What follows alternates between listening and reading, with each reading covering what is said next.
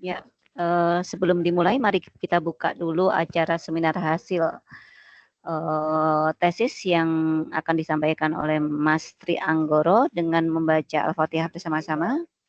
Bismillahirrahmanirrahim. Bismillahirrahmanirrahim. Alhamdulillahirabbil alamin arrahmanirrahim maliki yaumiddin.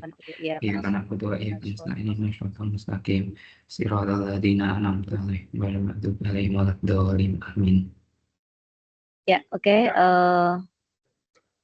Untuk mungkin Mas Anggoro bisa menyampaikan, sudah bikin PPT Mas Anggoro? Sudah Prof, sudah komplit. Oke.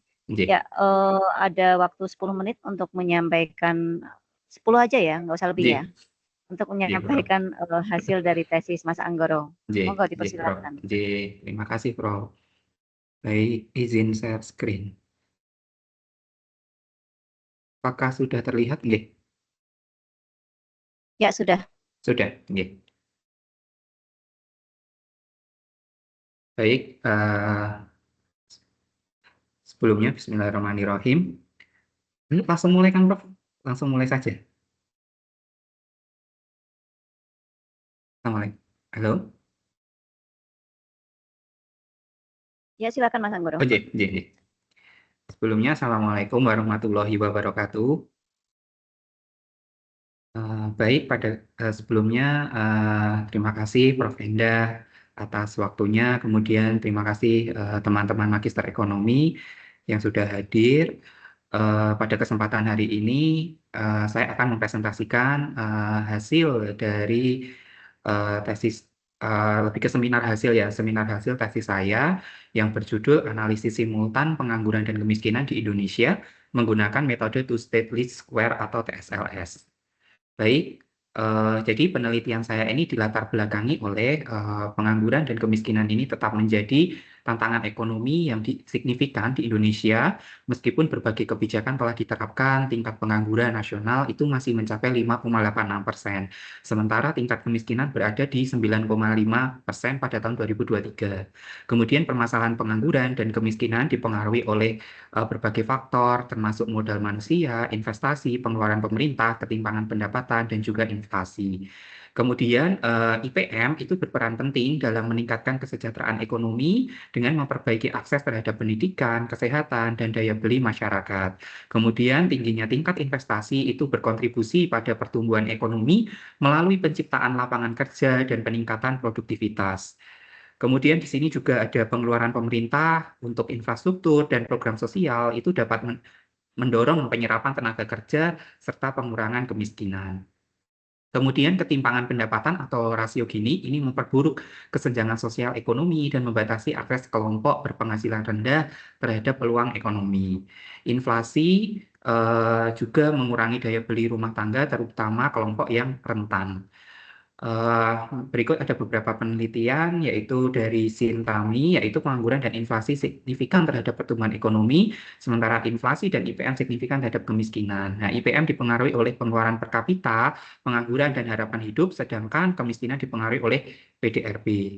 Nah, penelitian sebelumnya ini menganalisis faktor-faktor seperti IPM, inflasi, dan pengangguran secara terpisah tanpa mempertimbangkan interaksi simultan di antara variabel-variabel tersebut. Jadi penelitian ini dilakukan untuk mengisi kesenjangan penelitian sebelumnya dengan menerapkan metode TSLS untuk menganalisis pengaruh IPM, investasi, pengeluaran pemerintah, rasio Gini, dan inflasi terhadap tingkat pengangguran dan kemiskinan di Indonesia.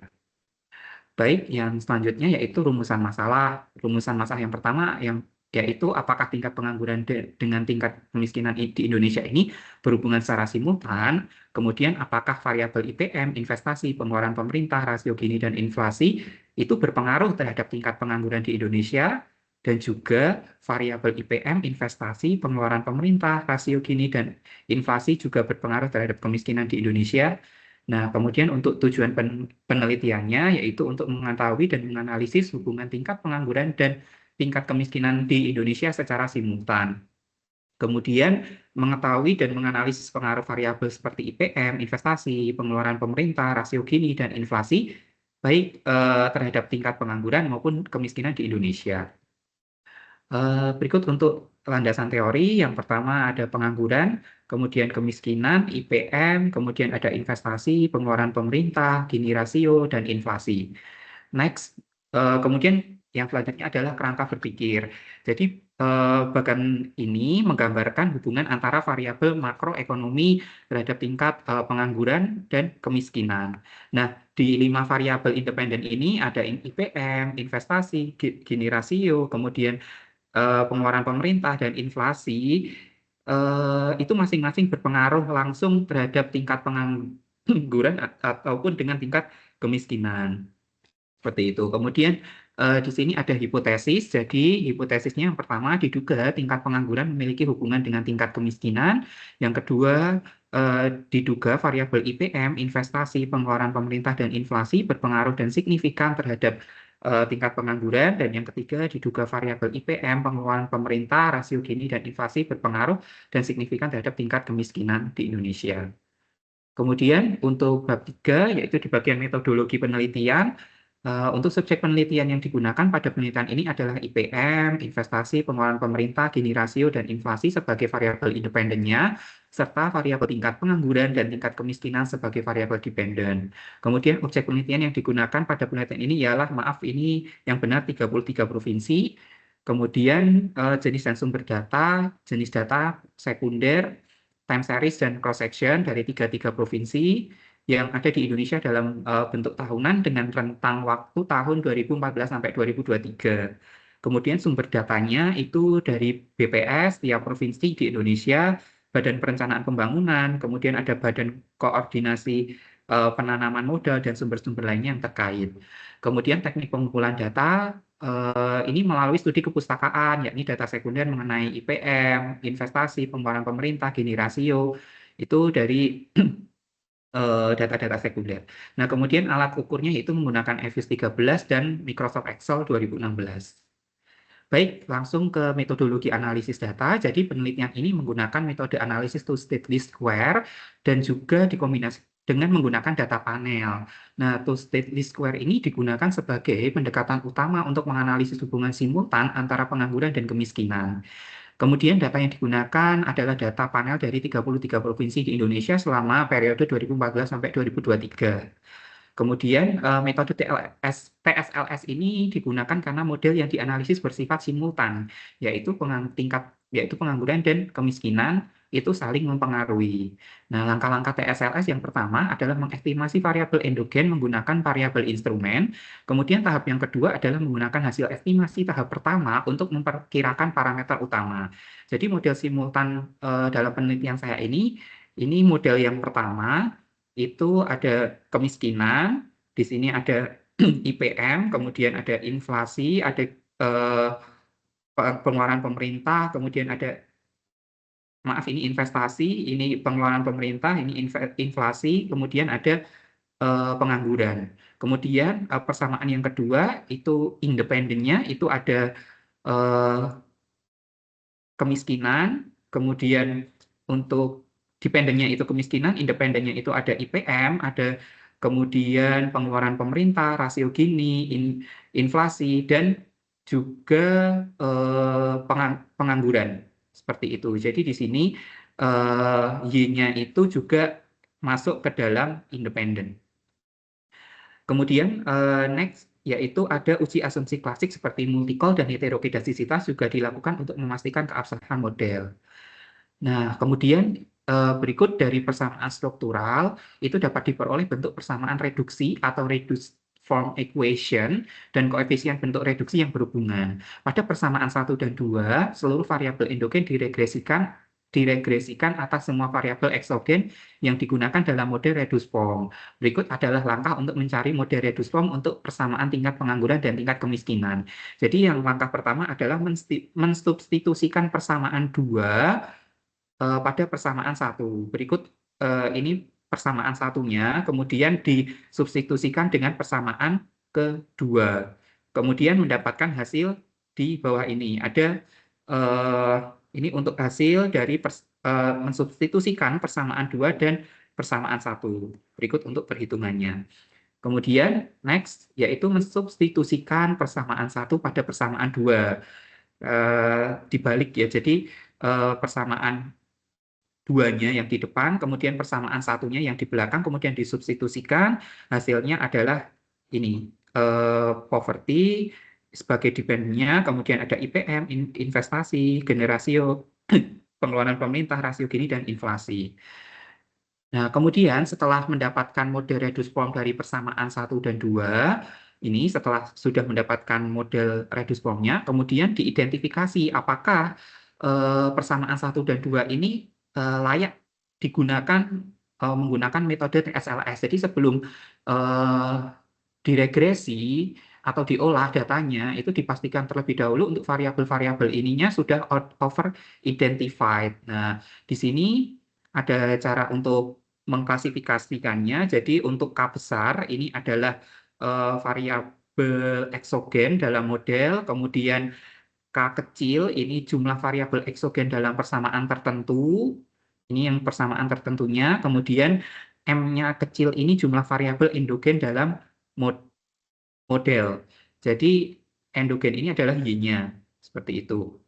Kemudian dari hasil perhitungan diidentifikasi bahwasanya persamaan 1 dan persamaan 2 penelitian saya ini over identified. Jadi layak untuk digunakan untuk untuk disimpulkan bahwa penelitian ini itu menggunakan TSLS ini bisa dilakukan karena terindikasi over identified, seperti itu.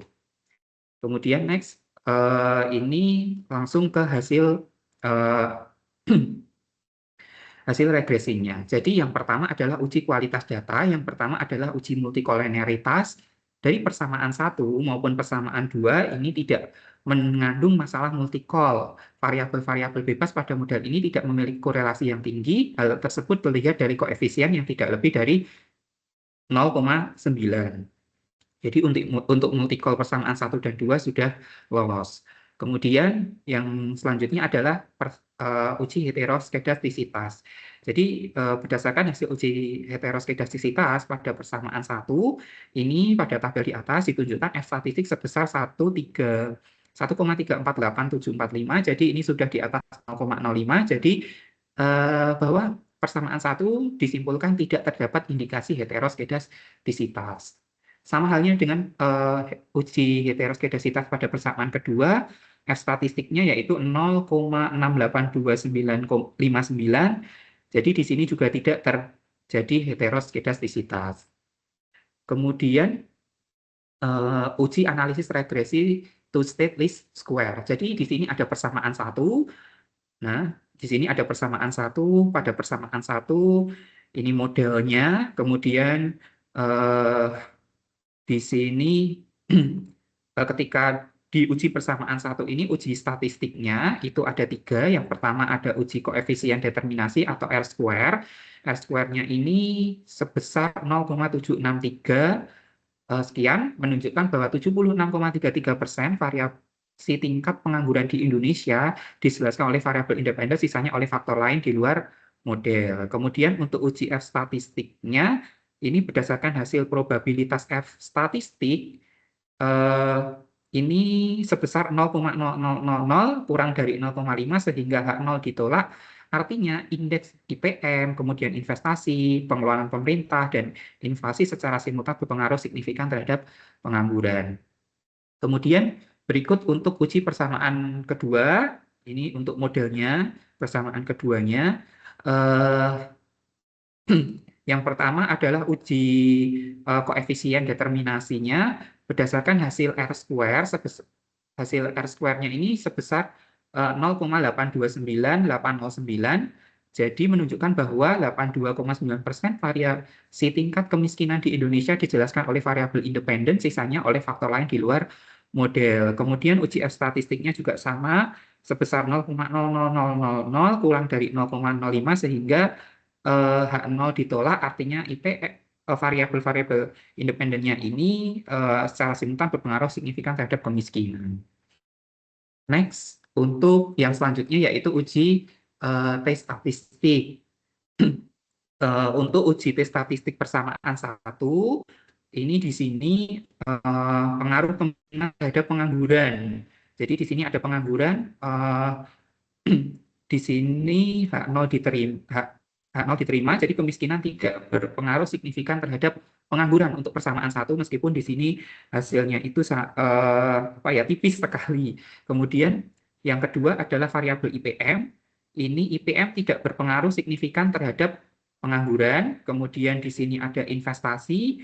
Investasi berpengaruh positif dan signifikan terhadap pengangguran. Kemudian ada pengeluaran pemerintah berpengaruh positif dan signifikan terhadap pengangguran.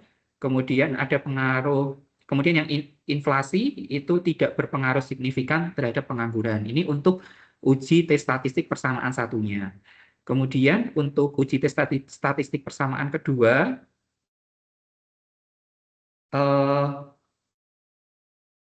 ini pengangguran terhadap kemiskinan ini berpengaruh signifikan terhadap kemiskinan. Untuk pengangguran dan kemiskinan, maaf ini belum saya ganti untuk yang ini keterangannya.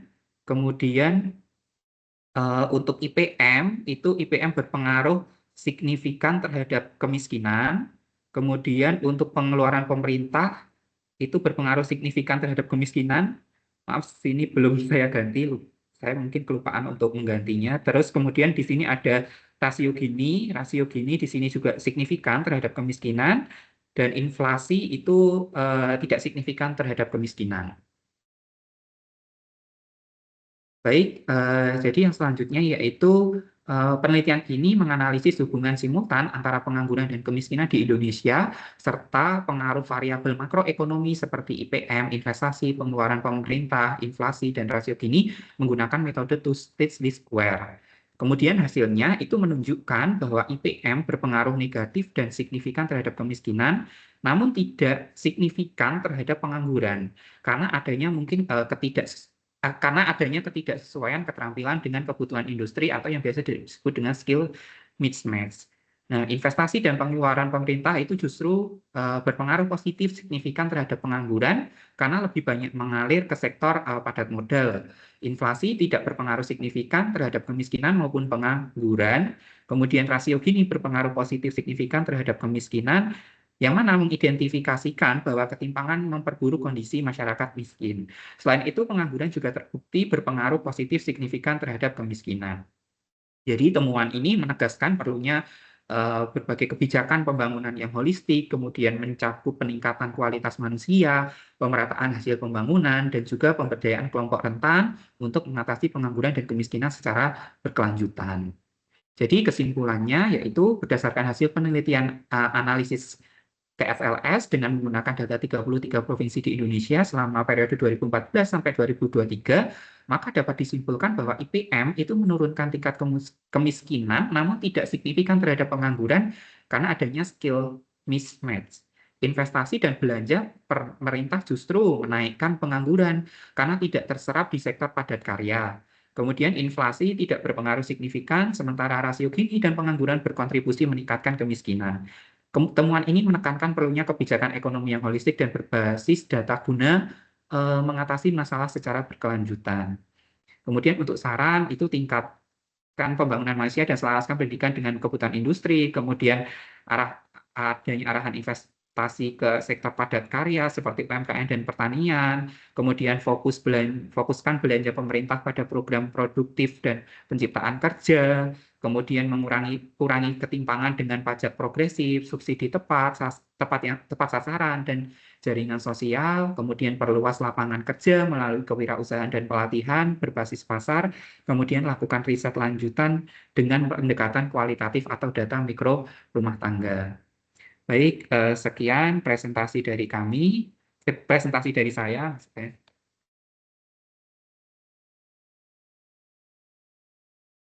Oke ya, makasih Mas Anggoro. Suara saya jelas? Jelas, Prof. Soalnya tadi sempat terpental. Ya, mungkin nanti ada pertanyaan juga dari luar, tapi mungkin ada beberapa yang perlu saya konfirmasi. Saya yakin ini hasil dari bimbingannya Pak Agus yang sudah paham dengan ekonometri.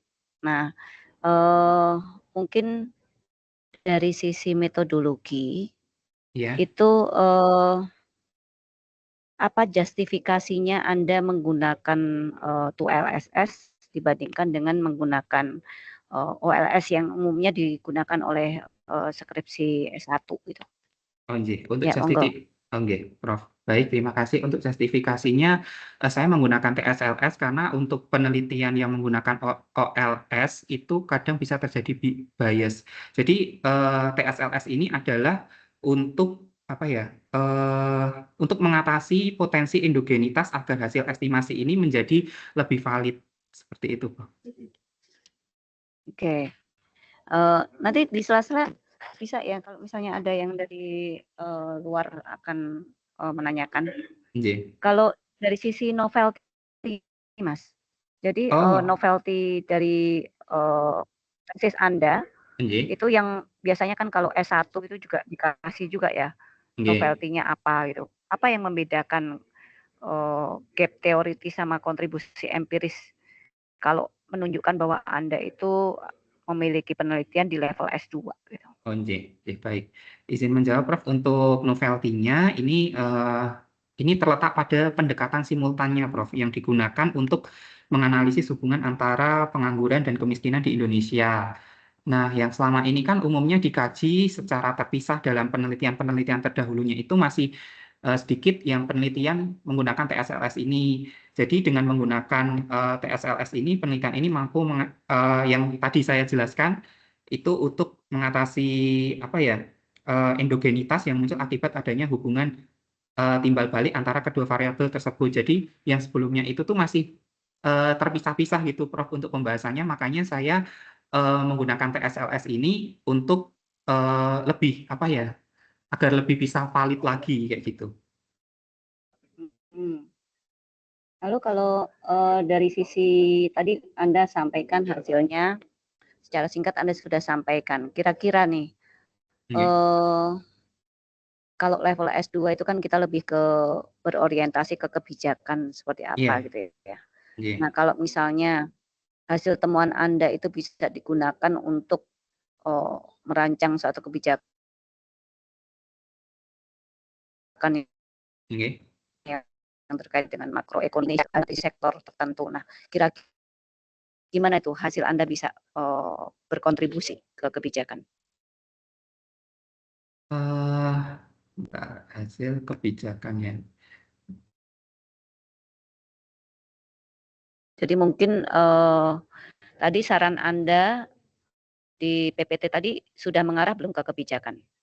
Sudah. Nah, itu apa itu yang bisa Anda berikan sebagai kontribusi Anda untuk kebijakan makroekonomi nasional? Oh, jadi mungkin eh, jadi untuk penelitian ini mungkin diharapkan dapat memberikan kontribusi empiris, Prof, yang lebih komprehensif dalam merumuskan kebijakan penanggulangan pengangguran dan kemiskinan secara terintegrasi. Contohnya yang sudah saya sebutkan di PPT saya tadi, yaitu mungkin tingkat pembangunan manusia itu perlu meningkatkan pembangunan manusia, kemudian menyelaraskan pendidikan dengan kebutuhan industri, kemudian juga bisa mengarahkan investasi itu ke sektor padat karya, Prof. Jadi lebih ke UMKM atau ke pertanian. Jadi tidak hanya fokus kepada satu sektor saja. Kemudian memfokuskan belanja pemerintah pada program produktif dan penciptaan kerja. Kemudian mengurangi ketimpangan dengan pajak progresif, subsidi tepat sasaran dan jaringan sosial. Kemudian memperluas lapangan kerja melalui kewirausahaan serta pelatihan berbasis pasar, kemudian melakukan riset lanjutan dengan pendekatan kualitatif atau data mikro rumah tangga. Oke, mungkin ada yang mau tanya sebelum saya lanjutkan? Belum ya? Oke, kalau belum ada, itu tadi sudah ada uji Robust belum, Mas? Atau Robust. mungkin jadi misalnya ketika ada asumsi atau data model yang diubah itu apakah hasilnya itu akan tetap sama gitu, ada nggak? Kalau Coba nanti mungkin bisa di ini ya, ditanyakan ya. Oh, nggih, Pak. Nanti saya tanyakan ke Pak Agus, Pak. Ya, atau mungkin sensitivitas model itu seperti apa gitu ya. Coba tanyakan ke Pak Agus lebih baik seperti apa gitu. Jadi mungkin yang menjadi apa ya, lebih unggul di antara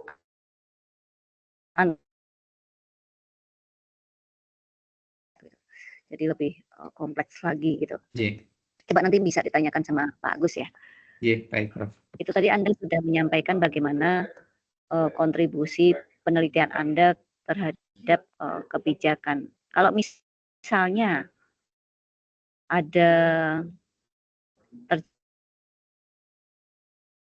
terjadi ketidakpastian global, itu Maaf, Prof, pengaruh putus-putus nggak suaranya. nanti?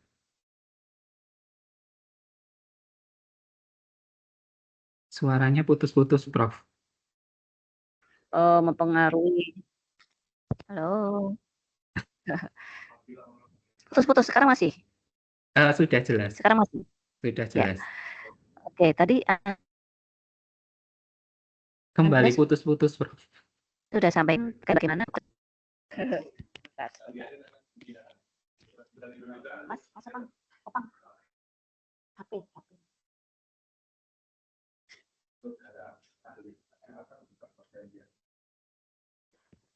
Maaf, sebentar. Saya cek.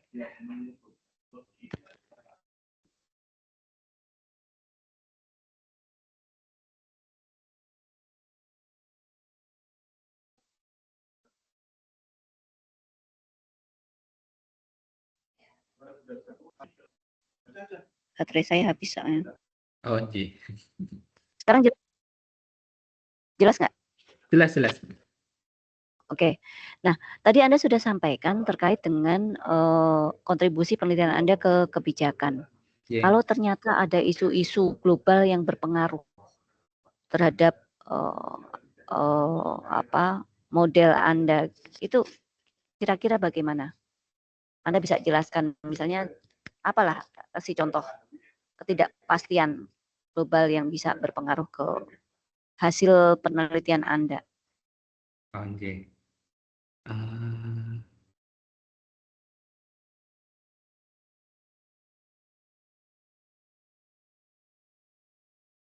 Mungkin isu globalnya lebih ke pengangguran gitu, bisa nggak, Prof? Ya, Waktu boleh, COVID. misalnya masalah ketenagakerjaan atau masalah apa?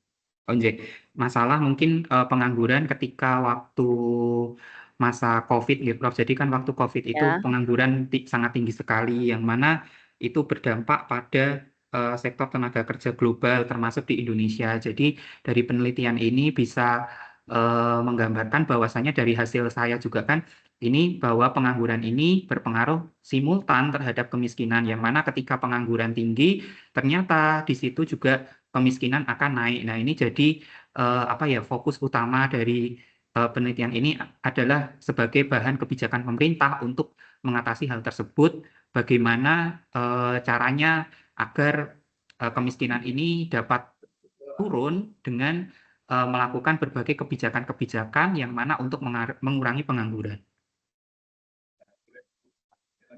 Oke. Seperti itu. Kalau hasil Anda itu diterapkan ke negara berkembang yang lain, kira-kira bisa nggak, atau misalnya ada keterbatasannya nggak? Seperti itu. Iya, bisa, Prof. Ada. Jadi untuk mungkin dikembangkan di negara lain, apalagi negara-negara yang gimana, Prof? Iya, betul. Bisa, Prof. Kalau untuk dikembangkan di negara lain itu ini sangat bisa, karena mungkin di negara-negara lain memiliki masalah yang sama ya. Jadi di mana tingkat pengangguran tinggi itu mengakibatkan kemiskinan juga semakin tinggi. Nah, untuk dari penelitian saya ini juga bisa dilakukan untuk di negara lain, karena berbagai masalah pun juga sebenarnya hampir sama seperti itu, dari apalagi negara-negara yang negara di bawah Indonesia itu malahan lebih parah. Jadi kebijakan-kebijakan yang sifatnya umum kadang itu tuh masih perlu untuk ditingkatkan lagi. Oke. Ya ada pertanyaan dari forum yang dari online misalnya, ada? Ya, saya mau menambahkan saja Bu, biar Ya makin silakan. biar ada Mas. diskusinya. Ya. Jadi salah satu fungsi dari analisis panel itu untuk mengkritisi suatu kebijakan dalam periode penelitian. Nah, kebijakan apa saja yang bisa Anda kritisi di Indonesia ini, kan tempatnya di Indonesia ya, yang sesuai dengan penelitian-penelitiannya Mas Anggor. Tadi di pembahasannya masih kurang saya lihat. Oke, baik Mas. Ya silakan. Mungkin kebijakan-kebijakan yang diteliti dari penelitian saya ini, gimana Mas tadi menurut periode ya? Ya, isu yang ada di Indonesia ini kan, jadi panel itu kan untuk salah satu fungsinya mengkritisi kebijakan-kebijakan yang ada dalam periode penelitian. Makanya ada cross section dan periode. Nah, kebijakan di Indonesia ini yang bisa dikritisi dari hasil penelitian. Ya, ini tuh apa? Benar. Misal kebijakannya Pak Prabowo tentang ini, wah hasil penelitian saya tuh menjawab kebijakan ini.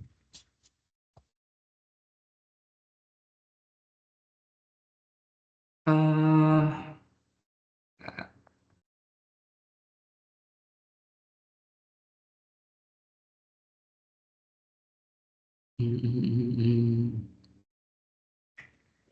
Ya, tadi memang di pembahasannya kayaknya belum, saya lihat belum ada, Bu. Jadi Iya, mungkin nanti bisa kurang ditambahkan. ini ya, Mas. Bisa Saya juga masih dijadikan bingung. ini aja. Dijadikan masukan aja Mas Anggoro. Anjing. Jadi nanti untuk melengkapi ke depan apa Anjing, yang Bro. ditanyakan oleh Mas Syadan itu bisa ditambahkan di tesis gitu ya. Iya. Saya juga mungkin masih belum spesifik, belum detail. Iya.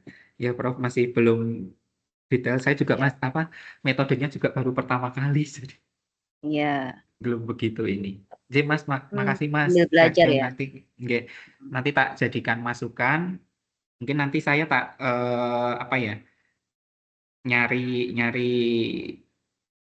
untuk ditambahkan di pembahasannya terkait dengan itu. Ya, nanti bisa ke Mas Syadan juga diskusi bareng. Ya, Belum yang bisa lain jawab ada? ya, Mas, maaf. Ya, yang lain ada nggak? Ini kalau terkait dengan model ekonometri saya nggak banyak tanya. Okay. Ya. Mungkin ya Mbak Aris ada pertanyaan nggak? Berarti saya nanti kalau ya. Maaf, berarti maaf Prof, saya potong ya. Jadi Mas Yadan tadi itu berarti mungkin programnya itu program-program yang dari pemerintah terbaru gitu ya Mas ya, atau gimana? Ya, diambil dari periode yang kamu teliti di Indonesia. Oh iya, siap. Oke, tak catat. Tampaknya apa? Jadi mungkin bisa ditambahkan di bagian pembahasan ya. Diperdalam dengan fenomena yang ada sekarang gitu. Jadi tidak hanya secara teoritik, tapi kita baca. Fungsi panel itu dari apa yang ya nanti bisa diskusi bareng sama Mas Syadan sama Pak Agus ya. Nggak ada yang lain nggak?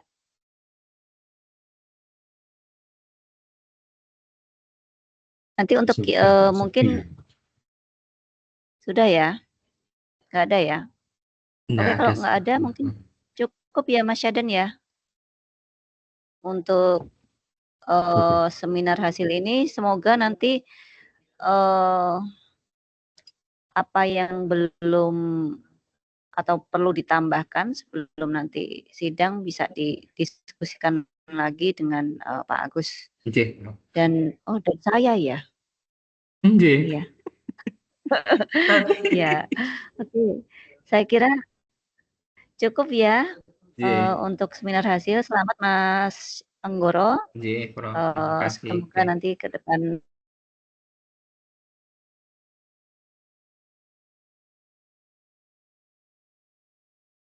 putus-putus, Prof. Suaranya tidak ada. lancar Nggih, jalanannya. amin. Nggih, amin. Kita tutup untuk seminar hasil.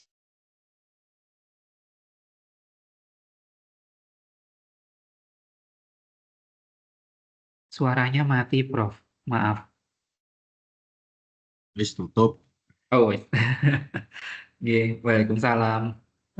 Prof. Mohon maaf ini kepental-kepental. Ya, kita tutup Nggih. dengan tadi sudah ditutup ya. Nggih. Saya mohon pamit. Makasih semuanya atas Nggih. kehadirannya. Wabillahi taufik wal hidayah. Wassalamualaikum warahmatullahi wabarakatuh. Waalaikumsalam warahmatullahi wabarakatuh. Terima kasih, Prof. Ya, mohon Nggih, terima kasih pamit. Mas Yadan. Terima kasih Mbak Aris, Mas Isa. Mas.